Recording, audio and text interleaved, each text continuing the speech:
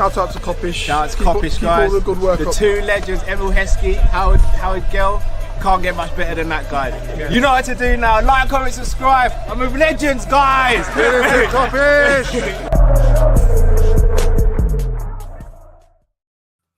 Yes, people, welcome back to Team Kop-Ish. You know what time it is. It's your boy, man like Matt and Cal. We are in the building, people. And today is now the 15th of November as we're recording this right now. The reason why we are making this video is because there has been more, I guess, updates surrounding Trent Alexander-Arnold's future. And it pertains to be coming from Spain that Real Madrid are really trying to get Trent over to the Bernabeu. Cal, how you feeling, bro? Still worried. As it gets close towards January, the more I worry. Yeah. If it was, I don't know, if it wasn't Real Madrid chasing him, then I probably wouldn't be as worried. But I just know the pull that Madrid have and what they're trying to build there, and he would, in my opinion, fit their philosophy in terms of Galacticos and getting great players on free transfers to a T. Yeah. I think it was either last night or even today as we're recording this, that from Spain, they were literally saying Real Madrid are accelerating their efforts to try and get Trent. They are really trying to get him in the summer. Apparently, they're saying from their part, he's rejected numerous contracts at Liverpool. They haven't said whether they're confident, but they, from what it pertains to be, he's given them sort of like the signals to he's willing to negotiate. If that is true, how worried are you? Very, because in my opinion, this is something that should have been sewn up and dealt with a little while ago, and it hasn't been. It's allowed to linger. And if I'm Trent, I know Liverpool love me. I know Liverpool want to keep me. But also, if that's the case, why didn't we do something sooner? Because it's now, I'm trying to think of an analogy. This is where you would need drift, to be fair. Like, I'm trying to think of an analogy. Like, let's say, for example, I'm pursuing a woman. And I'm like, I'll wife you up soon, man. I'll wife you up soon. Just chill, man. Just chill. Yeah, and then some other guy comes out on the scene. He's taller than me, richer than me, better looking than me. Personality's better than mine. I'm not saying all of this pertains to Real Madrid and Liverpool, but you could argue it does. And he's like, I'll wife you now. Like, she's gonna look at me and go, you could have wifed me a little while ago and you haven't. Why That's should a I good not? analogy still. Yeah, why should I turn down this guy who offers me everything you can offer me and a bit more? Like, the only difference would be that maybe we've got a kid together. Because that's what Trent, Trent's a Liverpool fan. So maybe together, isn't it? All right. Otherwise, what's holding you back? Why haven't you wifed me yet? Whereas he's saying, I'll wife you like that. For everything you just said, you know the key word that I would use in that whole analogy you just used? Procrastination. Yeah. Liverpool have had ample opportunity to get this deal over the line from arguably 2 years ago. Normally, when the players in the last 2 years of their contract, Liverpool are supposed to start negotiations to get that stuff done. Yeah. The only problem was, how many times have we changed our sporting director? Yeah. How much times has the backroom staff had a little kind of like few changes? Yeah. The club's hierarchy even changes there with like Mike Gordon stepping down, then coming back into the fold. Obviously, Julian Ward left. Obviously, Michael Edwards left previously. Schmacker came in, but Schmacker obviously being Klopp's like number two, so to speak, only was really focusing on, I guess, Klopp's future and the targets that he wanted. Yeah. This ain't on Klopp's fault, but one thing I will say, the hierarchy of Liverpool have really like let us down. Big time. That's the everyone that works for Liverpool Football Club within the last 2 years have let us down. So I'm not having a go at Klopp, but he was under that umbrella alongside Schmacker, alongside Mike Gordon, Tom Werner, all of them. And the same applies to Salah and Virgil as well, but obviously we're speaking about we're speaking about because bro, let's keep it a buck here. Trent's one of the biggest assets in Liverpool. we're now in a situation where you've got Real Madrid, who are, Football. yeah, One of the biggest in football. bruv, Real Madrid are the experts of getting players on a free. If you give them that, if you give them an inch pause, they'll take a mile. This is what Real Madrid do. They literally say to the player, "What? No one signed you yet? What? What? You ain't in no negotiations? All right, cool. Don't worry about that. Sign on. You got that. Big win. You got that. Your best friends over there as well. What, Jude? Yeah. We're patting that up. Forget about Jude. You know what I'm saying? Like your brethren's over there. You're not gonna be the only Englishman over there. You get what I'm saying? It's not gonna be a McManaman thing, so to speak, where you might feel a little bit out of place. Your best friend, who you play with, pause at England camp. You know what I'm saying, bro? Why do we seem to think that it's okay to leave this to the last minute? And now Real Madrid, as you can see from the reports for the last couple of days, are getting more and more confident. I'm proper worried, bro. I'll be honest with you. So I am, and everything you said spot on. The only thing, I don't know if you're going to touch on it, but the salary expectations. Yes, we can go there now if you want to. All right. The rumors with that is all over the place as well, because some are saying he's going to be the highest paid player in the Premier League. Some are saying he's going to be the highest paid Englishman in the league. Some saying he's going to be on the same salary as Salah or Trent. What people need to understand, Trent's got all the power at the moment in regards to negotiation, because it's so close to the cut-off point, or the point where people can start speaking to him. He's going to push the boat out. He's going to try and get the best deal for himself. In the same way, clubs try and get the best deal for themselves. And rightly so. You can't begrudge him for that. So you can't at all. But there comes to a point where you go from, I'm trying to get the best deal, to I'm being greedy. Yes, and realism. So here's the thing. If you were to say, what's the most a right back should get in world football, you'd probably go, I don't know, maybe 250. If you're the what's Reece James on? Is he on 200 or 250, Reece James? I think either 250 or 300 Reece James is on. Flipping no, bro. So if you're Trent, you're going, but this is where Trent is a fullback, obviously, but Trent also offers so much more as well. Yeah. So you're like, all right, so maybe you bump him up an extra 50k. So you're either looking between 300 and 350. It's a lot of money for a 25-year-old. It is. But this is the world we're in now. Let me ask you a question. Do you think he's like Liverpool aren't generating records amount as 100, well? Bro, we're about to be struggling to cover his contract. Bro, we're about to be sponsored by Adidas for the new kits. He is sponsored by. Do you realize the opportunity, bro? If this brother, and I mean, don't get me wrong, Real Madrid are also sponsored by Adidas, but just for let's just stay with Liverpool for a second. If Liverpool, it's like they've forgotten who this brother is, bro. Yeah, he's one of the faces of Adidas, because it's Bellingham, obviously still Messi, and you say Trent are the three biggest Adidas. I would say superstars on that line. I would say, like, I just don't understand. Do I think he's worth 350? Yes, I do. Forget the fact of is he a right back? Yeah, I'm just thinking about as a footballer.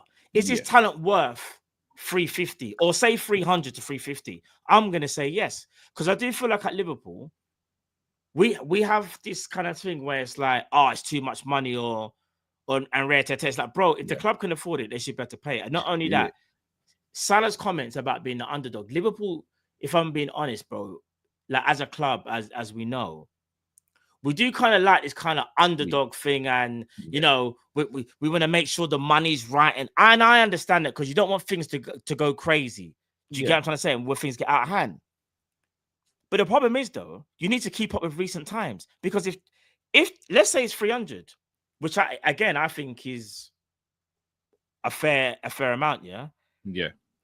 If we don't give him 300, he'll just go and get that at Real Madrid. He might even get more, bro. Absolutely. So I just don't understand why this isn't done. Do you think it's more about the wages than anything with Trent? Or do you think there's more to it, like guarantees or something? I don't know. Like, what's your thoughts on it? Like, I think it might be wages, but look, if he's asking for 3, all right, I'll put this in the context. I think everyone would agree that Trent's one of our most important players, and has been from the age of 18/19 years old. So for the last 6 years, we'll say. Let's say he's asking for 300. Kai Havertz is on 280.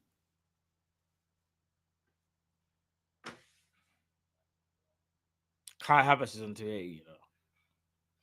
Kai Havertz is on more than what Virgil van Dijk's on now. Do you get what I'm saying? Our Cal's frozen. He'll be back in a minute, people. People, while we wait for Cal to come back in, yeah, pause, yeah. What I struggle with, in all honesty, is if it's a wages issue, I understand Liverpool don't want to give him so much to the point where, I guess, when you think about the next contract, do you get what I'm saying, people? Because let's say you give him 350, which I think is a fair amount. Anything over that, that's when I would say, do you know what, it's getting a bit mad now.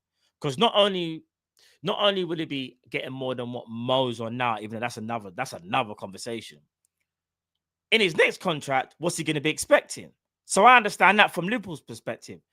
But we can't act like 3 to 350 is some crazy amount for Trent Alexander-Arnold. Like Cal pointed out as well, like Reece James, I think like Cal was saying, is on 280. So if that's the case, yeah, that 3 to 350 mark is something that Liverpool should be thinking, do you know what? That's all fair. That's all good. Do you know what I mean? But instead, there seems to be, from what it looks like, again, for the media, this reluctance to meet certain demands. Yeah. And again, like you said, it is kind of Trent driving these demands but Liverpool have allowed him to by not sorting that out. I don't understand. This has nothing to do with Arne Slot, by the way. And I want to make that clear as well, Cal.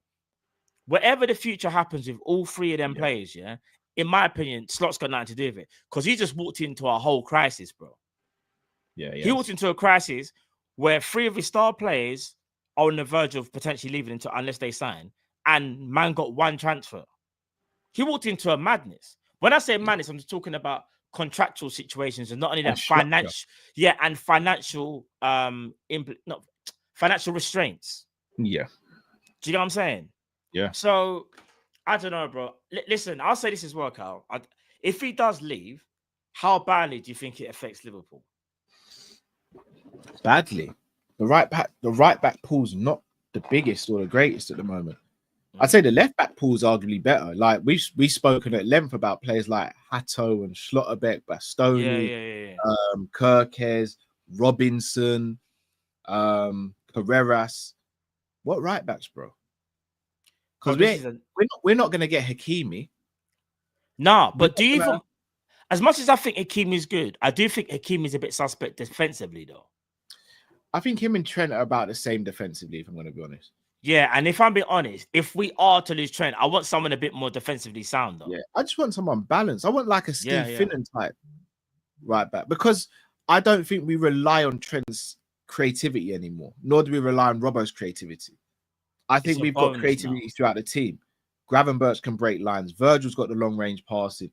Granted, if you have a right back who's good at crossing or good at breaking the lines, then yeah, even better. But I think Hakimi would be very different to how Trent plays. Remember, Trent doesn't really overlap and he's not a marauding right back. He kind of occupies a space on the field and dictates from there, whereas Hakimi is a very much I'm up and down, and I'm looking to physically attack the box and pause. That was a big pause.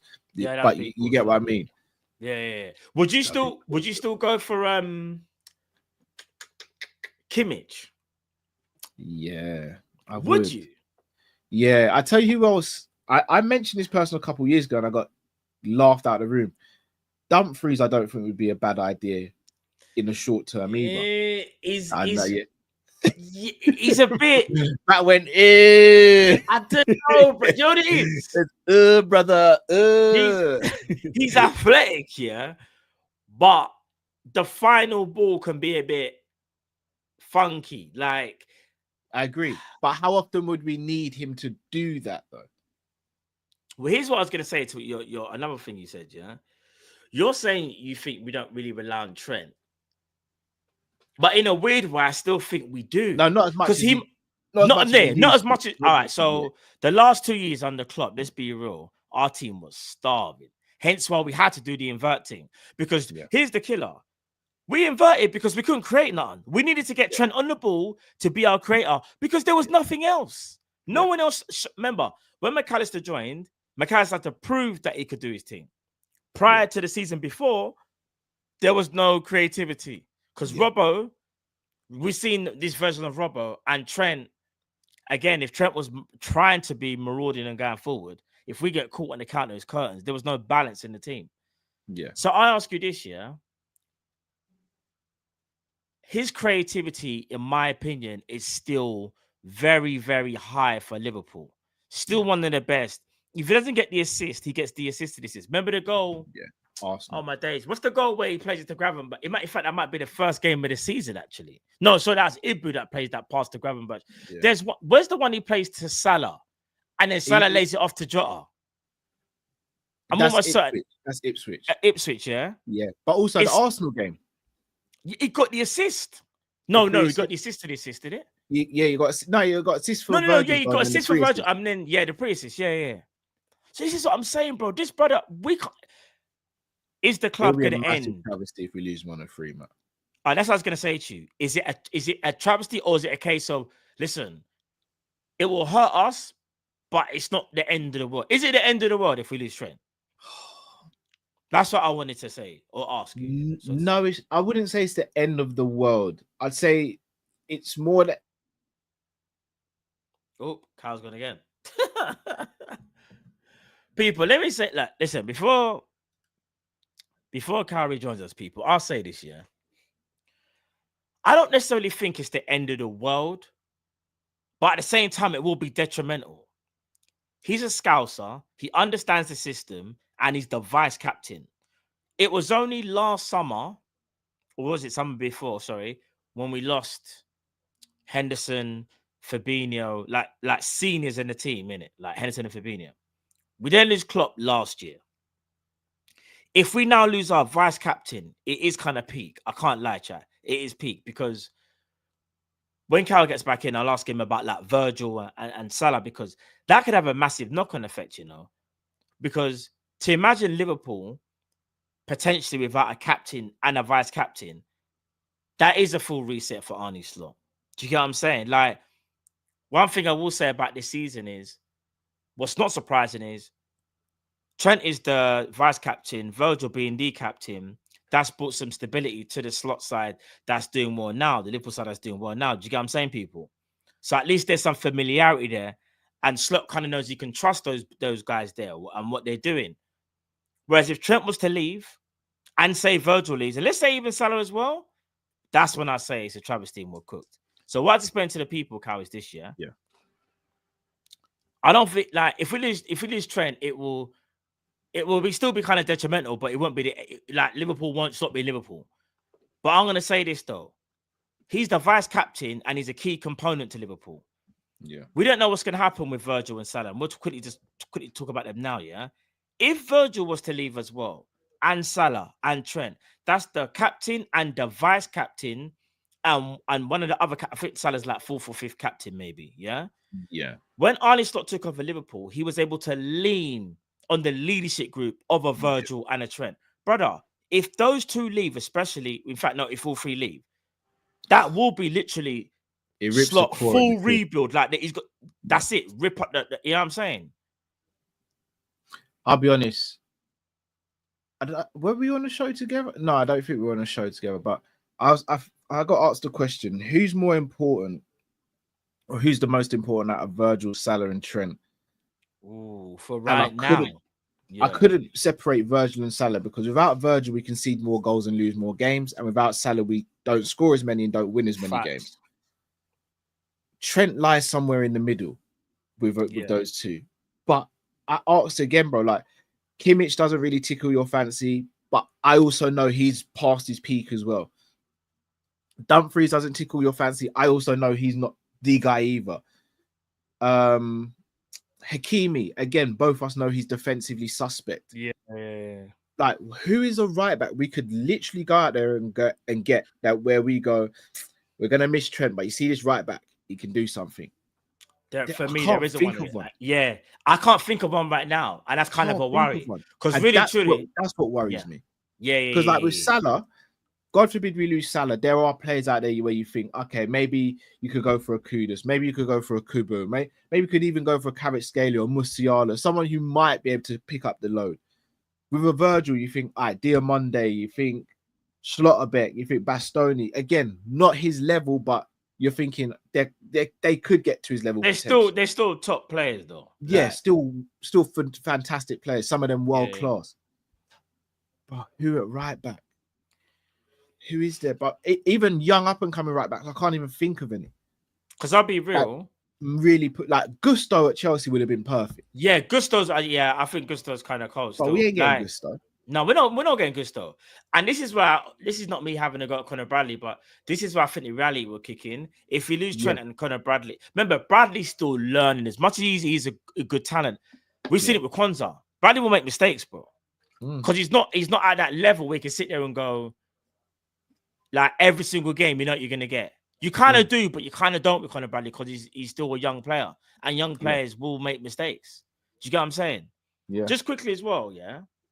Obviously, I know this is mainly about Trent, but I kind of just want to speak about like Virgil and Salah as well, just quickly. Yeah. Yeah.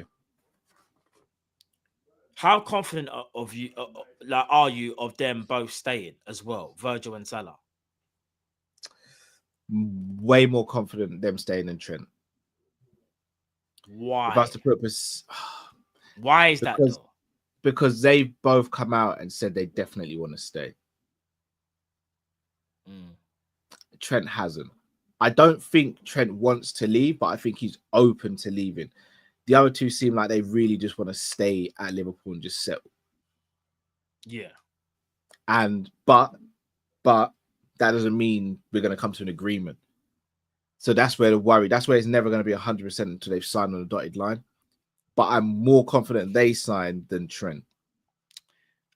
Yeah, I'll say this. For our immediate future, we cannot lose Salah or Van Dijk. Oh, gosh, no. Even Trent as well, but I'm just saying, see Salah... We're cooked if we lose Virgil and Salah. If we lose Ibu... If he's another one as well. Yeah. Remember, going into last year of his contract soon as well. I think his contract runs out in 2026. Yeah. Ibu. And the last thing we heard was Fabrizio saying that they Liverpool are confident, but nothing's been signed yet. But like I was going to say, let's say Virgil's to leave. We have Ibu and Kwanzaa and Gomez. That's not enough. We'd have to go and get a centre back. We know that already. But like you said, I know there's top centre backs out there. My first choice would be Schlotterbeck. But I just know Schlotterbeck, and as much as I think Ibu can be, in my opinion, the next closest thing to Virgil, it's just, but Virgil is just one of one. He's different. He's all worldly, bro.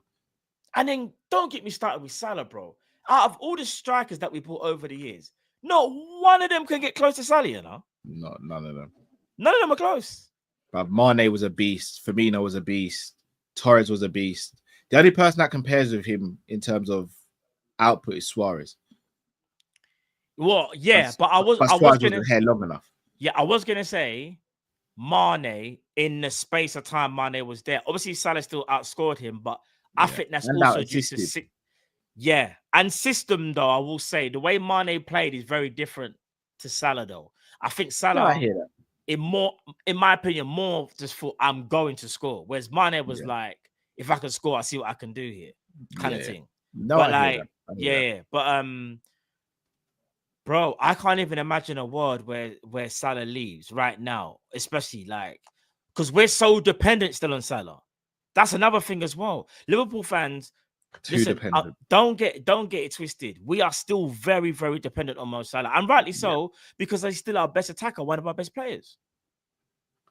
That's my worry as well. Is what's the progression plan for Salah in terms of, and I keep on speaking about the forward line. For me, 2 of them have to leave in the summer and 2 have to be brought in. I know it's really harsh. But 2 have to go and 2 have to come in. I can unless Nunes just turns his form around and says, I'm arrived now. Or unless Jota can go, injury worries, they're all behind me now. I think 2 have to go. I think for me, I'm keeping Salah. I think Chiesa deserves it, but I'll be real with you. It depends on how Chiesa gets on. Because if Chiesa can't get up to the pace, we're gonna have to let him go. And maybe you keep one of Nunes on Jota then. Gakpo and Diaz, they're doing their thing this season, so I can't even hate on them. They're chipping in. The only thing is the contract situation with Diaz and the lingering Barca links. Yeah, I kind of feel like, Because he'd fit Barca. He'd be perfect for Barca bro, as a Diaz, rotational winger. He can play right bruv, and left and play as a forward as well. He covers all three positions. bro, it'd be Diaz on the left, Yamama on the right, and they'll just put Rafinha in the 10. Or, bruv, they could just rotate. They could rotate Diaz and Rafinha, or rotate Yamama. Diaz would or even, cook. In this Hansi Flick Barca right now, he would cook up the place. Well, it's not even that, bro. Remember, if Lewandowski needs a break, then you can dash Luis Diaz up top as well. So it's not like Luis Diaz wouldn't get game time. He might not get as much game time as he gets at Liverpool, but he'd still get ample amount of game time at Barcelona. So who were the two forwards then? Because you're saying we need two. Would you? I know I'll one go of and them. Get or sell? Because I feel sell. So I know who one of them is. You're putting me out there like that. Oh, but you said it though. You said you would get rid of. Do you know I know one of them. If I'm gonna, do you know? I'm just gonna be open and honest. The two, if as of right now, the 15th of November 2024, it'd be Nunes and Jota. And I want people to hear that because everyone knows how much I rate Jota. So this is not me trying to get at Nunes. This is me trying to do what I think would be best for Liverpool. I have no personal issues with Nunes. I have an issue with the Nunes fanboys, and I'm not even. That's not aimed at Drift before anyone says, because I don't think Drift's a fanboy. He just, for me, just overrates Nunes, whereas I might underrate Nunes. But Drift's not a fanboy of Nunes. It's the fanboys of Nunes that frustrate me more than the player. Because no matter what he does, they'll make an excuse for him. There's always something. Whereas Nunes, the first brother, Nunes, every time Nunes steps on that pitch, do you know one thing I can guarantee from Nunes? He's going to give 100% effort, and he will do everything in his power to help Liverpool to win. For those two reasons alone, forget everything else, I will always have respect for Darwin Nunes.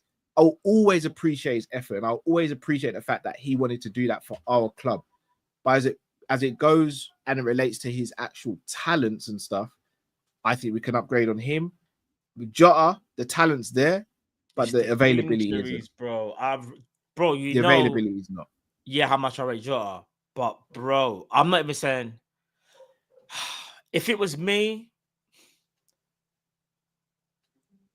one of them unfortunately would be Nunes. Again, because as much as I think he's improved, I just look at my Liverpool number 9 and think, I need you to do more though. And this is not me attacking him. I just need more. I need you to be a constant goal scorer. I need you to be dependable. And you know, it reminded me of, the last game we played where he scored the goal. Yeah. Obviously, Salah's clean through. Nunes pushes it to the side and then scores. Absolutely fine because you score. The next one-on-one, he doesn't hit the target, and that for me is the glaring issue with Darwin Nunes, because he's a bit too sporadic. Darwin Nunes on his day can be amazing. He can get a brace and have an absolute mad game. Then another game, he'll have like 2 great chances and he just doesn't do anything. And it's like, I need more consistency. Yeah. Do you know what I mean? I don't hate Darwin like you said. You know what I'm saying? I'm the same. I don't hate Darwin. I respect Darwin. I like Darwin. He's a Liverpool player, bro. But unfortunately, I just need more. Like, I just need more. And then the other person, boy, I'm a cheat here. I'll have to wait and see how the summer pans out with the Diaz contract, because I don't want to sell Diaz. I don't want to sell Gakpo, but it's more of a thing of, if, say, for example, Diaz don't want to sign a new contract, Liverpool might sell him, then maybe it makes sense. Yeah, we'd have to. Do you know what I mean? But yeah, maybe it would be Jota, because it's just the injuries, bro. Yeah. Who would be the 2 attackers you bring in?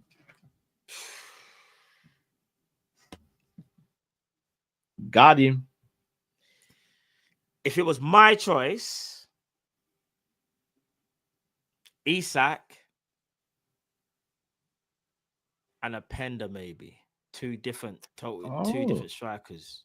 Okay. I was thinking Gyökeres, but I can't see a world where and not only that, the playing time. It sounds weird. I think a Pender, because he's quite quick, you could maybe move, play one of the wing positions, so to speak, potentially. But in an ideal world, it will be Gyökeres and Isak. But that's never gonna happen. So I've got to be realistic. I've got to be kind of realistic. And even people in the comments might even say Isak ain't realistic, which is another thing because Newcastle just might not want to sell to us, like, or the fee would just be stupid. Yeah, that would be Gyökeres or Isak as the main one, and then the second one, yeah, maybe an Openda or stuff. So got to be realistic. Maybe an Openda or maybe a Sesko, slightly again, totally different. Yeah, do you know what I mean? So I wouldn't go for 2 strikers. And maybe this would come back to bite me in the arse, but I'd go for Isak. Everyone knows I'd go for Isak for the striker. Yeah. If we were able to keep Diaz, then I would make Diaz rotate between him and Isak. So I think Isak's an out-and-out 9, and I think Diaz could play as a false 9. Oh, okay. So that's what I would do there, and then it would be and then you go and get a wing forward then. No, I would try and get Kudus, because then you'd have Gakpo and Diaz who can cover the left wing. Yeah. And Diaz can also cover number 9, but so can Salah, and so could Kudus, and so could Gakpo at a real push as well. The problem is, though, we've just taken out one sort of traditional 9 and one kind of false 9. Jota's not. I don't even know what Jota is anymore, if I'm being honest. Yeah, he's just a striker. I don't even think I'd categorize him as a 9. Yeah, he's just a forward. He's just a forward, Yeah. That's why I said a Pender, kind of like Jota. But then you made a valid point there. And if we're being realistic, if Liverpool were really going to spend that money on Isak, a lot of that budget is going to be used on Isak. Let's be real. Yeah. There won't be much left. So, but again, apparently Kudus has an 85 million release clause. Yeah, so we ain't going to do that. Here's the thing. I reckon Isak would probably go for about 90 mil, 80 to 90 mil. Do you know what? I'm gonna be real. I reckon Isak will go between 90 and 100. You know. So we ain't doing that then. Yeah, that's what. So we kind of know then FSG are probably just gonna go and get Benjamin Sesko, because I think he has a release clause of about 60 mil or something. So here's the thing. I actually rate Sesko a lot. He's just not Isak for me. Yeah. But at the same time, he doesn't play as an out-and-out 9 for Leipzig. He kind of plays as one of the 2 10s, doesn't he? Yeah. Where if you put him in it, and here's the thing, he can. You know who he plays like. I hate to say it. Do you know who he plays a bit like? Kai Havertz. But he's got more bite about him, though. And he's got more bite, but like he's playing style because he's not really a 9, but he's not a 10. He's kind of second striker / 10. I don't know. I don't know what says. I think he's a good finisher. He's a better finisher, but I'm talking just and playing he's a good style. target man as well. Yeah, he's a good target. Yeah, 6'5". Yeah. He's a tall brother. Still, I wouldn't be upset if we got Sesko as a replacement for Nunes. But if in an ideal world, it would be Isak, because I think Isak's the finished product. But if you're getting Isak, whoever's his deputy has to be readily available, because we won't be able to rely on him for the whole season, in my opinion. Do you know, I would say Isak over Gyökeres as well. As much as I rate Gyökeres, I've noticed for me a lot. Whenever I see highlights and stuff, because I'm not going to lie to the people themselves with sporting games, because I don't. It's only if they're playing Arsenal in Man City in the Champions League or something like that. Yeah. Yeah. And every now and again, I might just see, let me see what Gyökeres is saying if they're playing, but it's very, very rare, bro. But one thing I've noticed about a lot of their goals or his goals is transition. Yeah. Like there'll be a breakaway, and it's same with Mamouche. Bro, you're not going to get that space. Yeah. Like that in the Prem, especially playing for Liverpool. Teams will set up low block and just think, can you break us down? That's why I can see, you see, Isak can do that, bro. Yeah. So can, to be fair, so can Sesko, because he's very technical for a guy that's 6'5". He's got a bit of Ibrahim. I'm not saying he's Ibrahim, but that style, like, do you know what I mean? You wouldn't look at him and think he's got as much technique as he's got. Yeah, exactly. And even athleticism as well. Do you get what I'm saying? Yeah. So, yeah, I don't know, bro. I think if we're being honest, we are in a pickle. The Trent situation is not looking good, and it's not looking good for either Van Dijk or Salah. I know you're saying, obviously, Dave said that they're gonna potentially, they want to stay, but bro, we're in November and no one has signed anything. When it hits January, all 3 players, if they're not already speaking to other clubs, because I'm pretty sure they will. This this is the game, innit? This is how the game works. The game. Intermediaries would have taken, like, there would have been phone calls that's taking place. Oh, would your client be interested in playing for such and such? Yeah. So I don't know. For me, by the middle of December, the very latest, 2 out of 3 have to be done. Yeah. Yeah, you're right. Has to be done, bro. Because if not, people, it's going to be an even more painful 6 months. Because what I'm scared of all of us seeing as Liverpool fans, one, Trent signs a pre-contract and we already know he's leaving, so that's just going to be horrible because it's inevitable. Yeah. And the same thing with Salah and Virgil, they haven't signed. That inevitability of knowing that in my opinion, if no one has signed by January, Carl, I don't want to be the Debbie Downer of the group, but I think it's done. Like no one's signing. I could be so wrong, and it could be a thing of Liverpool there's a breakthrough, but I just don't. I'm not that optimistic right now. Yeah, if it's not done by January, it's done. If it's not done by January, we're cooked. Yeah, we are cooked. And I'll be real, this is to everybody in the comments. In my opinion, I think we are absolutely cooked if all 3 leave. I'm not talking 2, I'm not talking 1. I'm saying all 3. If all 3 leave, we are cooked. Yeah, we ain't winning anything can't happen, for a while. Bro. Do you know what I mean? Yeah. But people, we're going to end it there. Let us know in the comments about the Trent situation. How do you feel about it all? Do you think Trent signs? Does he stay? And also, people, Cal's laptop gone again. And let us know, people, about the Salah Van Dijk situation. Do you think either of those will sign? What do you think is going to happen, people? We're interested to know what you guys think. Make sure you like, share, and subscribe, people. Make sure you subscribe to the Sanderson Show. Make sure you subscribe to the Matt One Show, Drifty TV as well. As well as that, people, make sure you go over to Big Up to watch our watch-alongs as well. We'll be back next weekend, obviously, because the Premier League is back. Liverpool versus Southampton will be there on Big Up as well. So, yeah, people, let's see what happens. Let's see what happens. But, Cal, anything you want to say before you take the people out, bro? Just get the deals sorted. Please, just get the deals sorted. Facts, bro. I echo that. But, yeah, people, it's your boy, Man Like Matt. It's Cal. We out, people. Take care. God bless. Enough love. Big up, everyone.